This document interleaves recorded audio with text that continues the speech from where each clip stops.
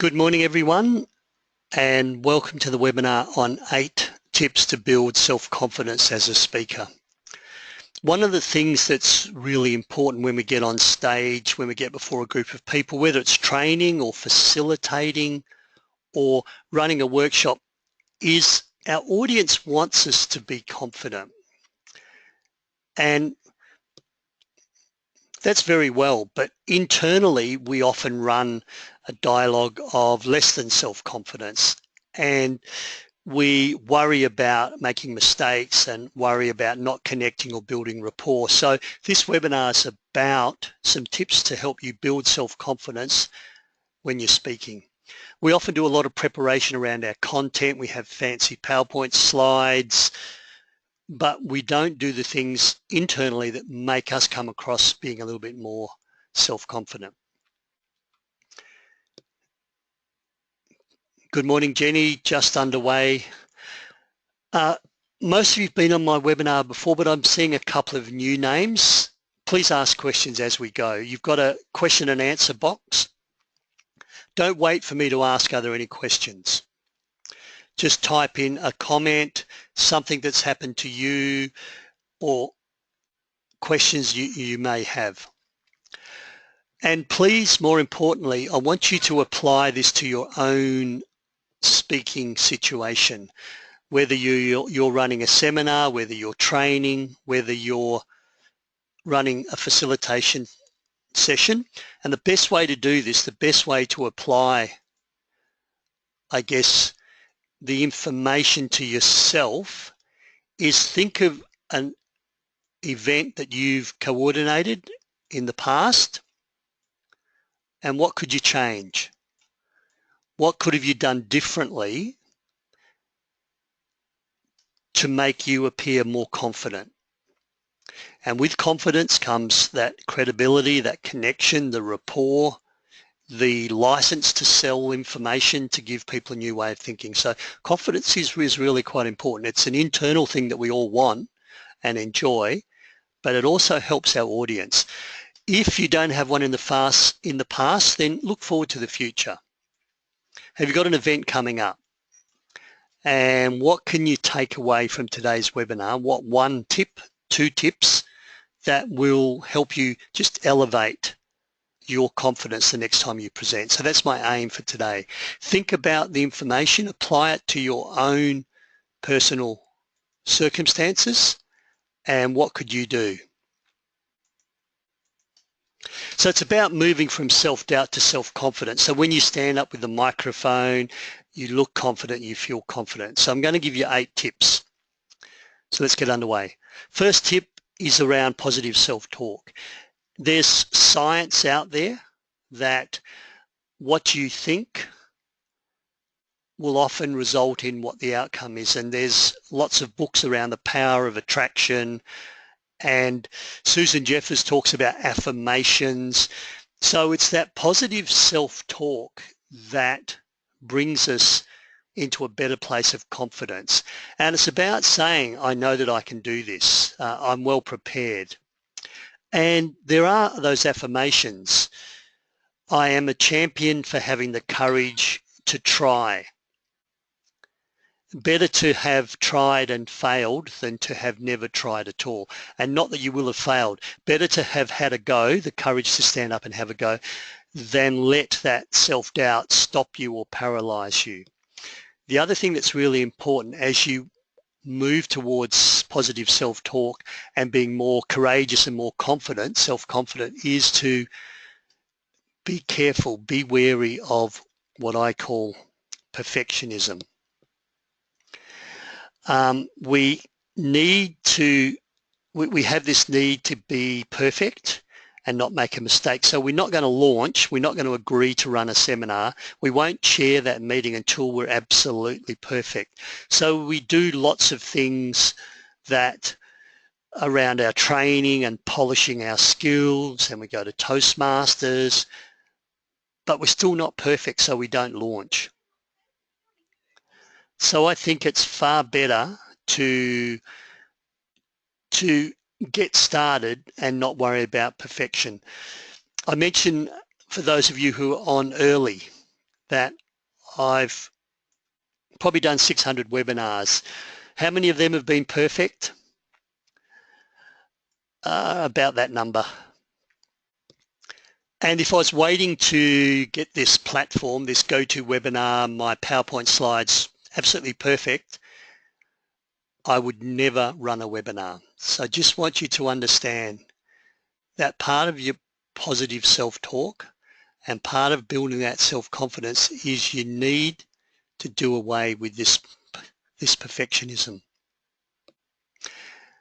Perfectionism can in fact lead to procrastination, and perfectionists go broke. So your positive self-talk needs to include something about all I can do is the best I can. I'm going to give this the best shot. I'm a champion for having the courage to have a go.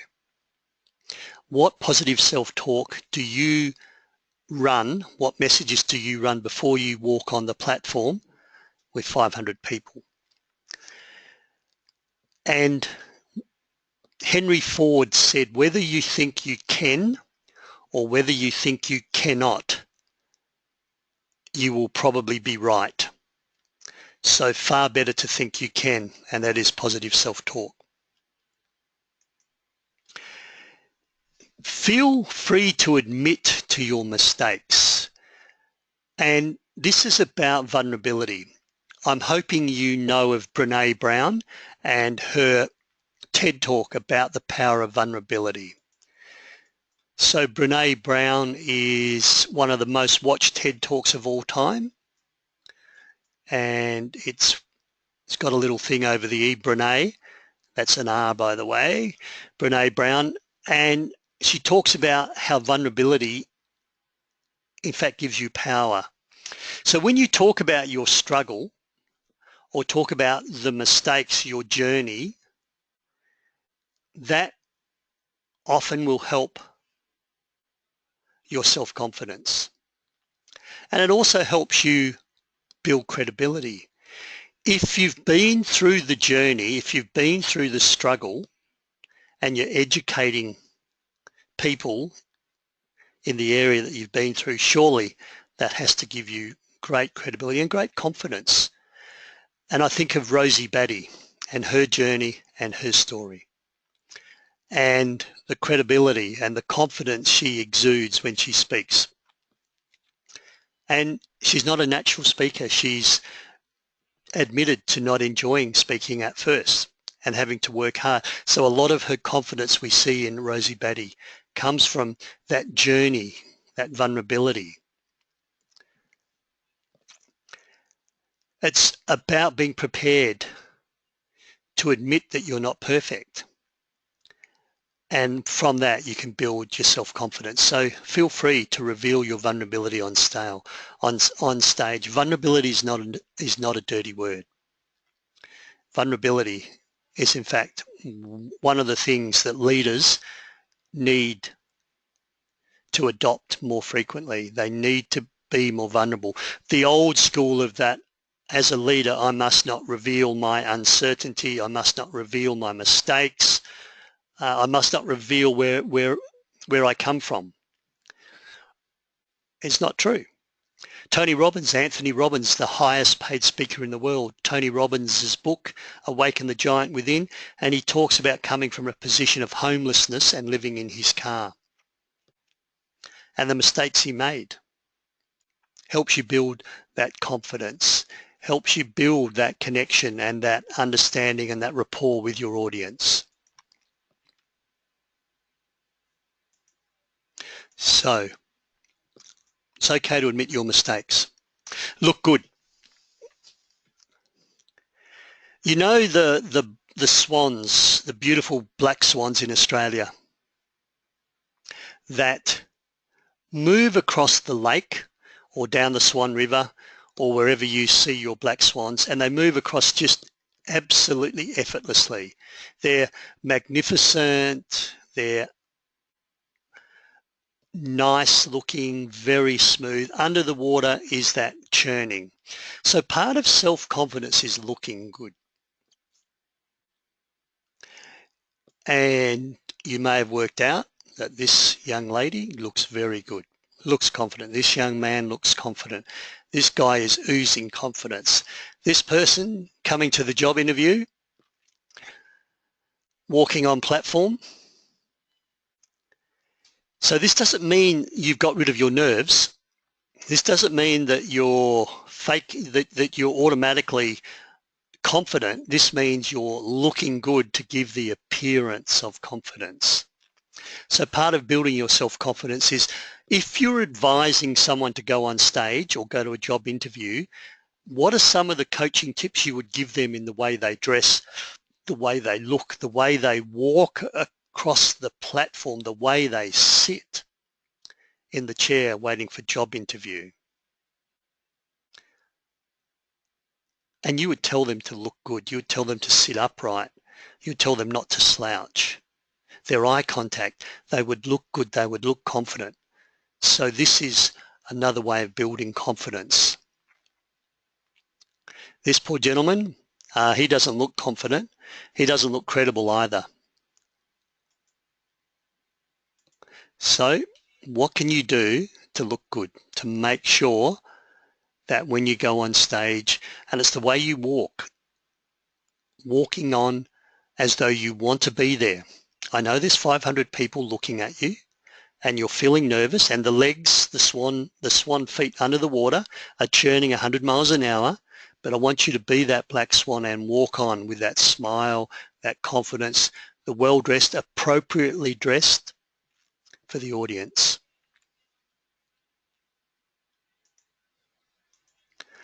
Start small.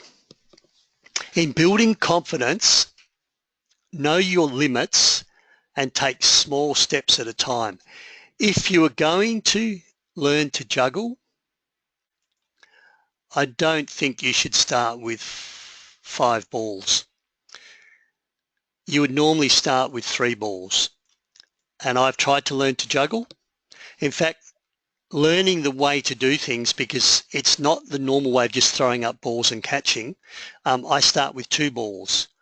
And then when I get those 2 balls working, I then try and bring in the 3rd ball. And I can get the 3rd ball in a rotation 4 or 5 times, and then invariably I drop the ball. Start small. So you want to build your self-confidence. Don't set yourself up to fail. It's about getting out of your comfort zone, but not getting too far. So if we think of our comfort zone like this, and then we have the zone of confidence, a little stretch, and then we have another one, it's far better to operate in this area, which is uncomfortable, as opposed to this area, which is way, way, way, way out of our comfort zone. Of course, over time, when we do this often enough, this becomes our new zone of confidence. Then we can move out another step. So think of it as concentric circles, and then we set another zone further out. So I remember an intensive care nurse, so a highly skilled nurse from one of the hospitals in Perth. They came to me to one of my workshops and said, "Peter, can you please help me? I hate public speaking. I get really nervous. In fact, the last time I spoke, I fainted and I ended up within the emergency department. Can you help me? I'm presenting in front of 2,000 people at a national conference in Sydney next week." I am sorry, I can't help you. You've just stretched your comfort zone too far. If your reaction to public speaking is such that you sweat and that you faint and you fall to bits, I wouldn't make my first public speaking assignment one in front of 2,000 people. It's kind of setting yourself up to fail. So that's about knowing your limits. So what could that person do? First step, join a Toastmasters club.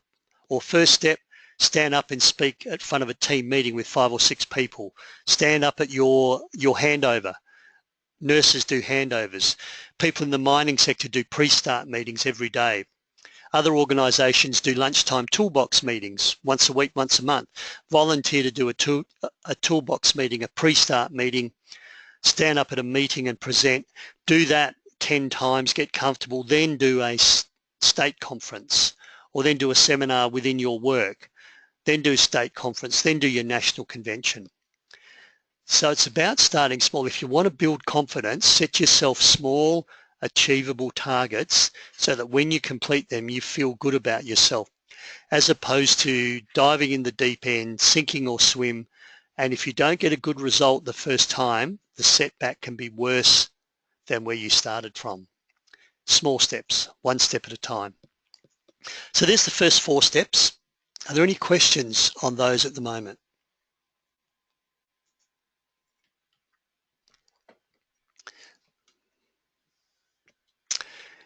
Yep, small steps at a time can help your confidence. Susan Jeffers from Feel the Fear and Do It Anyway, Susan Jeffers calls this expanding your comfort zone,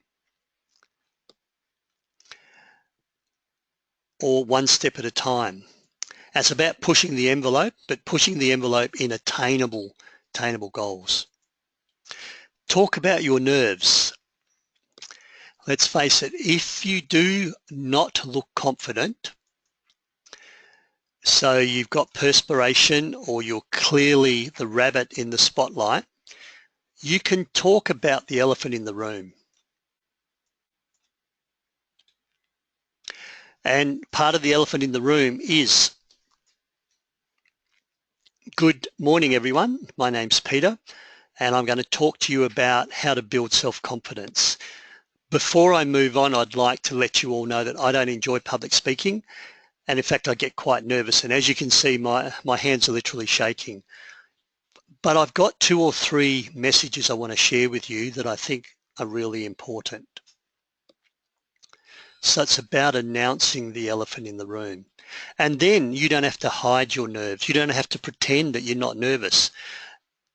And as you'll see from one of the points I'm going to talk about later on, if you make it about the audience, so it's not about me, it's about you guys out there. If you make it about the audience, the people are going to love you regardless of your nerves. And that's another way of building self-confidence. That's another way of building self-confidence. Feel free to announce it.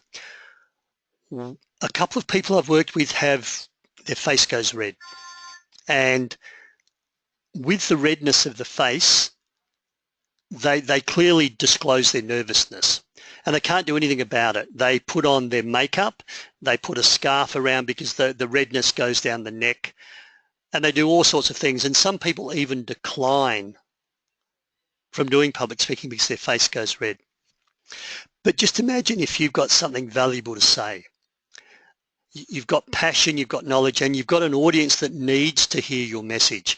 Maybe you're working with people with disabilities, maybe you're working with people that have just had a recent diagnosis, maybe you're helping people with financial stress, you're a financial counsellor, maybe you're helping people with animals and animal preservation, and you don't share that message, you don't share that passion because your face goes red or you're too nervous.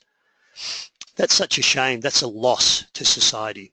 So one of the things these people now do is they start and say, look, I just let you know that I get quite nervous when I speak, and you'll see my face goes red. Please do not worry. I'm not having a stroke and I'm not dying. It's just what happens to me. And there was a show on TV the other night about the physiology of faces going red, and it's just one of those physiological responses, the blush, and there's nothing people can do about it.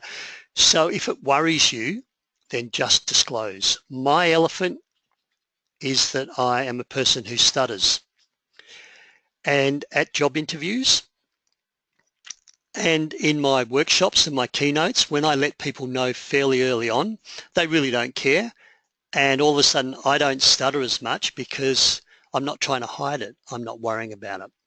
So feel free to disclose or talk about your nerves. Get the elephant out there and then just move on with your content. That is the elephant in the room. All right, so next tip. Fake it till you make it. Danny Green and Anthony Mundine, and I'm not promoting boxing or condoning boxing. But two prize fighters face to face, how confident do they look? In fact, they don't blink, because the frozen eye is one of those signs of credibility and confidence. And it is about faking it until you become it. So what would you do? How would you stand to look confident? And I've mentioned that before about looking good, but this is faking your confidence. And most of you will have heard of me talk about the TED Talk from Amy Cuddy. It's the second most TED Talk of all time.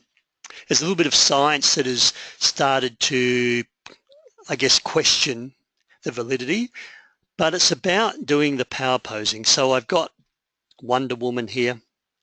I've got a lady with her arms in the air. What happens when you win a race? You come first. You've just broken the ribbon. You put your hands up. And this person here also looks very confident. The smile, the arms folded. As a speaker, the arms folded may be seen as closed and a little bit, I guess, aggressive. But if you're sitting and listening to someone speak, that looks quite confident. So fake it till you make it. And you may not do the power posing. This is called power posing. You may not do this on stage. You may not put your arms up and shout and scream with confidence in front of your audience. But what you can do is you can do this 2 minutes before you walk into the workshop. And apparently that 2 minutes that you do before you walk into the workshop builds your testosterone, increases your serotonin. They're the good chemicals, the happy chemicals, the strong chemicals. If you look small, if you look frightened, then what may happen is that you build up your cortisol, and cortisol is a stress hormone.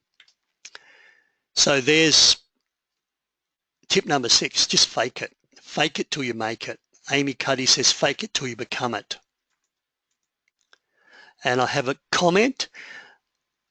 If it's a topic that you know well or are passionate about, do you then get so absorbed that your nerves become less? Yes, to some extent, if you're absorbed in your topic and you focus on doing a good job for the audience, you can also focus less on yourself. So that's a really good remark. Just let me do a little exercise, and if I think of your ability or your attention, and we use a pie chart, so you've got 100% of attention. There's no more. That's your 100% of your attention. Where do you focus that attention? Now, you can focus it on yourself, or you can focus it on the audience. Now, when you focus it on yourself, I want you to think of this. When you focus on yourself, what if you don't like me? What if I muck up? What if I make a mistake? What if I forget what I'm going to say? If I focus on me, I am I'm stealing from the audience to feed my ego. In fact, nervousness is a state of selfishness. You may have heard me say this before. That's meant to be an arrow, by the way. When you're nervous and when you're worrying about what people think about you, what if I muck up? What if you don't like me? What are you thinking about me? This person's clearly resisting what I'm saying because of the folded arms. When you're running all these dialogues in your mind, you can't be 100% focused on the audience. You're robbing the audience to feed your ego. You need to be 100% focused on the audience. So that's about faking your confidence. Help others. This is what I mentioned. This is what I mentioned about if your primary purpose, the reason you're speaking, you're facilitating, is purely about the audience and not about you, I'm here to give you some tips so that you can be more confident. I already use these tips. I go on stage and I fake my self-confidence really well. I self-disclose. I do a bit of mindfulness and affirmations beforehand. And even Tony Robbins preps himself just before he goes on stage. And he does pumping fists up and down. Thank you for that comment. It's about that preparation. So helping others puts your audience first. So this is being 100% focused. And if you focus on what is my primary purpose, what is my core reason for being here, and it's about helping others, it's not about you, then that makes you look really confident. And as I said, with the elephant in the room, I'm really pleased to be here today. Before I go on, I must admit I'm quite nervous and I don't enjoy public speaking. But I've got 2 or 3 things, 2 or 3 tips, 2 or 3 models, 2 or 3 solutions that I think will help you in your work. That can help you become more confident. And remember, I've used the metaphor of the Panadol or the paracetamol. And the question is, what headache are you solving for the people in the room? What headache are you removing? Every time you speak, if you think about the headache, the problem, the pain, then you will do a good job from the audience's perspective. So it's about helping others. It's about putting the audience first. And finally, the final tip, confront your fears front on. Don't hold back. Don't wait until you're perfect. Don't wait until you're completely confident. People come to me and say, Peter, how can I get rid of the fears? How can I become really confident so that when I walk on stage, I have no nerves? It may never be that you are nerve-free before you walk on stage. So given that the nerves may always be there, then you need to create this confidence, this sense of confidence by the way you dress, by the way you walk, by the way you present yourself, the faking it, by putting the audience first and just reminding yourself, I'm not here for me, I'm there for you guys. And if you keep putting that at the primary reason, then you'll be able to confront your fears. Questions and answers, feel free, any further questions. Thanks for the comments as we've gone through.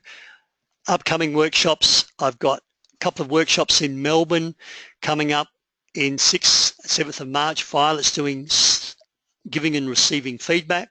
Really good workshop around people don't give feedback well, and feedback is the food of champions, and people don't receive feedback well. They take it personally. Feel free to share this information around. As you know, this is on my website. Next webinar is early March, and I cannot remember what that webinar is, but once again, go to my website. Summary, 8 tips, positive self-talk, do your affirmations, admit to your mistakes, feel free to disclose, this is your vulnerability, dress and look good. Start small, small steps, expand your comfort zone. Disclosure, talk about your nerves. Fake it until you make it. This is Amy Cuddy.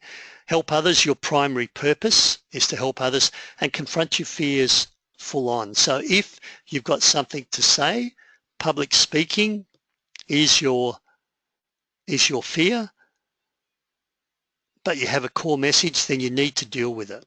You need to work on that. What if you work in an area where a lot of people know a lot about what you're saying, and you're worried that they may know more than you, they may criticize you? Use your unique stories, use your case studies that other people don't know, and then you are very credible. So it's about confronting your fears. You know how to reach me. My website, follow me on Facebook. Feel free to email me any further questions.